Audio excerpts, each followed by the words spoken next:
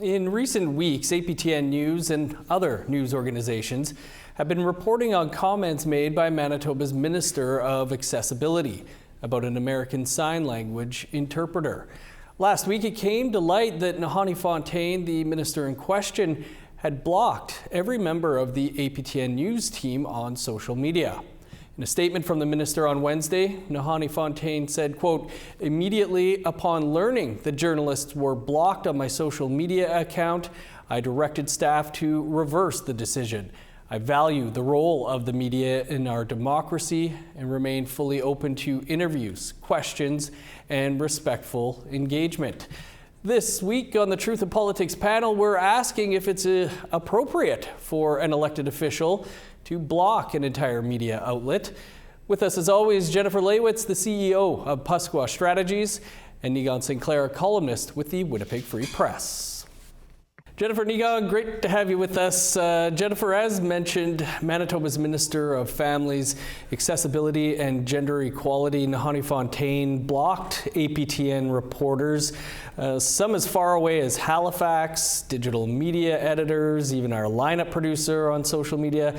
That move has now been reversed, though, with the minister saying she, quote, "Immediately upon learning that journalists were blocked on my social media account, I directed staff to reverse this decision." What do you make of all of this?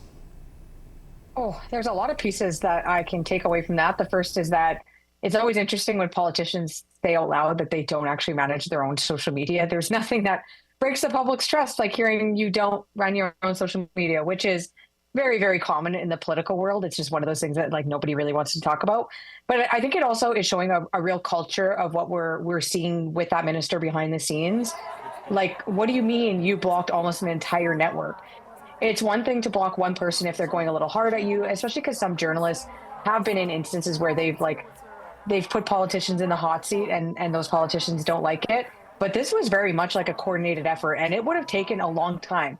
I assume they would have had to look for a list of some sort and then go one by one down the line. And I feel like any staffer that is working within communications of an elected minister should have a pretty general understanding of what to do and what not to do. And I'm having a hard time understanding or even believing that she didn't know about this, because any staffer that has ever worked in communications knows that your job could be on the line if you make a massive mistake like that.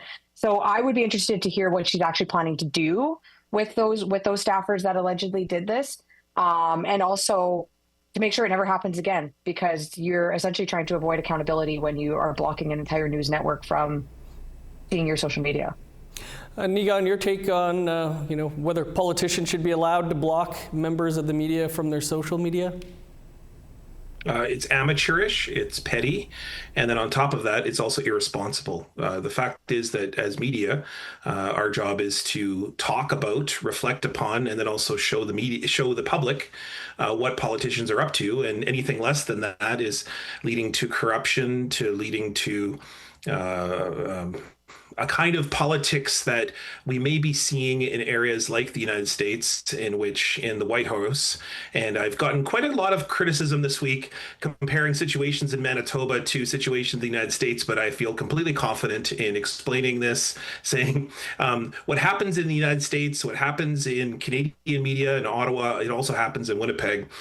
When politicians decide to ban media from talking about what is happening in politics, whether that be in formal government like Canadian institutions, or whether that be in First Nations organizations which claim to act like governments, or are governments in some cases, like First Nations bands and councils, for example. The reality is that you have a responsibility to the public to talk about what you are doing and take responsibility for what you're doing. If you're an elected official who purports to represent people, citizens, then you have to report to those people. You have to be accountable to those people, and the venue for that is through media. It's not through social media, which is oftentimes unvetted. It's oftentimes through people who have very deep opinions, who aren't thinking or don't have any way in which they're being held accountable to an objective position. Most media outlets, even those who sometimes have overt political opinions, at least have some kind of ethics and boards in which they are adhered to. And so that's why, in many cases, banning reporters from talking about what politicians do and say in public settings has to be present, has to be something in which you make those reporters available to you. Jennifer, there are a number of legal challenges that are ongoing to politicians who block members of the media, particularly on Twitter or X. Indigenous organizations are known for doing this as well. Should the public or journalists be concerned about this? I think we should definitely be concerned, mostly because I am actually on the side of you should not be blocking opinions on social media if you are a recognized organization, Indigenous organization, or any type of government for that matter, or government official, mostly because as the digital age starts to evolve more and more, I look at social media as essentially like the town square. You know how there used to be jokes around how there was always that one person that would always be yelling in the town square about whatever issue of the day it used to be. Well, now we're all those people from the town square. We just do it collectively on social media because it's easier. But at the same time, I think, it does get a little bit concerning when we're seeing politicians or governments in any shape or form blocking comments or turning off comments or hiding comments, because they're essentially doing that as a way to like shift the narrative and try to hide the narrative so that they can put their message out, not face any accountability or backlash from it, and essentially say, nope, this is just our piece. Everyone loves it, and you're not actually getting the full story because you're not seeing the public's reaction to some of those decisions. And I have seen it. I've seen the politicians do it. I know, there has been a minister federally that's been sued over doing this. Even on First Nations governance side, I've seen people turn off comments and stuff like that. At the end of the day, I'm not the one that's able to make that decision, but I don't agree with it. Niigaan, as I kind of alluded there, this is nothing new for APTN News. We were banned for a long time by the Assembly of Manitoba Chiefs when we reported on allegations against the previous chief. I believe the Free Press is also still banned by AMC. Is this kind of becoming par for the course? I just want to clarify, talk about what Jen just said just a minute ago. No one is saying that opinions aren't okay, but opinions cannot dress up and pretend they are facts. They are not, people who have opinions who do shout out in a town square are not people who always are ones who you want to be depending in life and death situations on. They may have opinions that are highly problematic, that are partisan, that are also self-invested. Getting back to talking a little bit about the banning of reporters by organizations that at times purport to be governments, or in some cases are governments, like band councils and so on. When you ban reporters, media, and in this case, Indigenous media, you are banning people. You're banning the citizens who you say you are voted in by. Therefore, you can no longer say that you purport to represent people, that you represent your citizens. So by choosing whatever reason to ban media, and in some cases, I can certainly empathize with hurt feelings, with feelings that of irresponsible journalism, and those media agencies, such as the Free Press, in which I have participated within my own workplace to hold people in that place, including the editors, including the people who made choices, to account, and we have talked about that publicly. We've also made efforts publicly to try to build relationships with the Assembly of Manitoba Chiefs, but if you continue to be banned, no matter what you do, then it's almost as if an organization is seeking to not talk about those things for other purposes.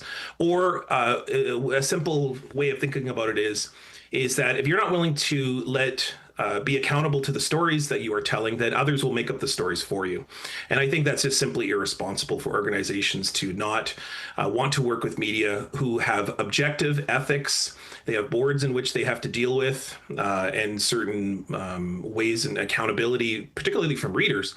And you really have to take into account that media agencies are not your enemies. They are, in many cases, your friends, especially if you want to get your message out. And then now you've banned them, then don't be surprised if your message never gets out. Niigaan, is the media also responsible for reporting the good things the minister has done alongside our coverage of this incident? Well, here's the thing, and I certainly have been made aware of it by listeners, readers. I think at times listeners, readers, viewers of our show, of this particular both podcast and what we do every week, have been kind of strategic, have pick and choose over what quotes to take and to use and to perhaps frame us in particular ways of not telling the full story. If you watch the ways in which this story's been handled in the case of the Minister of Accessibility and other portfolios, Nahanni Fontaine with the Manitoba government, it is absolutely important to talk about the things that she's done while in office, which have involved addressing issues of accessibility.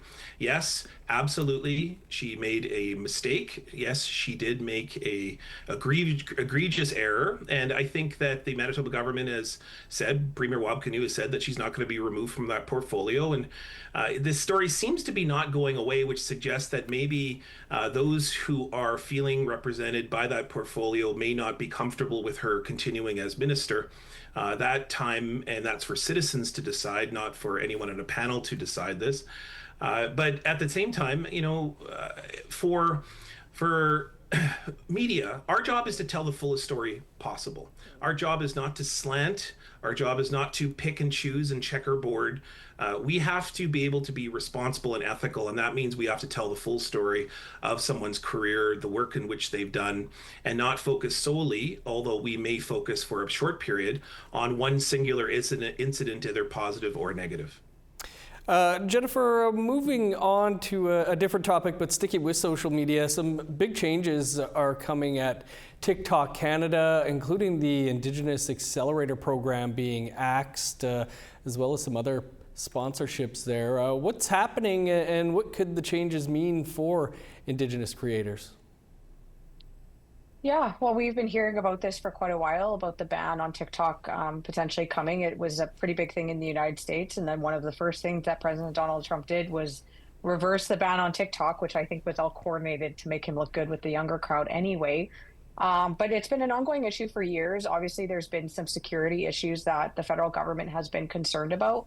But at the end of the day, I'm actually seeing, a company and a network that is has been life-changing for Indigenous people. And I say that as an Indigenous creator, I know it's already out there, but TikTok Canada took me to politics in the pen. And that is a space or a room that I may have never, ever been in. And it was all because of TikTok Canada supporting Indigenous voices and creators. We've seen huge Indigenous creators coming off of that app. People like Smudge the Blades and Notorious Cree. And not only that, what hurts me a little bit is that we're moving into the day and age where people love those short videos because our attention spans just are not as long as they used to be.